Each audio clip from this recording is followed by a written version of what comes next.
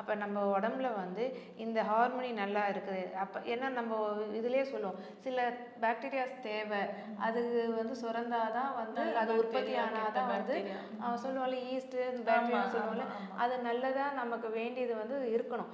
இருந்தால் தான் அது கரெக்டான விதத்தில் வயிற்றில் இருக்கிறதோ உடம்புல இருக்கிறதோ அகற்ற செய்யும், அதுவும் வந்து கரெக்டான விதத்தில் வேலை செய்யும். இப்போ அதுக்கே வந்து முதல்ல வந்து இம்யூனிட்டி பவர், பாடியோட இம்யூனிட்டி பவர் நல்லா இருக்கணும்.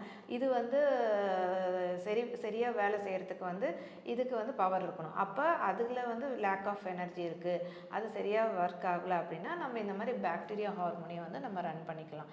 இது ரன் பண்ணுறது மூலிமா நமக்கு வந்து இது ஒரு டிஃபென்ஸ் இதுவாக ஆக்ஷனாக நமக்கு வந்து ஹெல்ப் பண்ணும். இப்போ நீங்கள் டான்சில்ஸ் பற்றி கேட்டிங்க இல்லையா? ஸோ இப்போ பாருங்கள், டான்சில்ஸ் ஹார்மோனினே இதில் வந்து இருக்குது.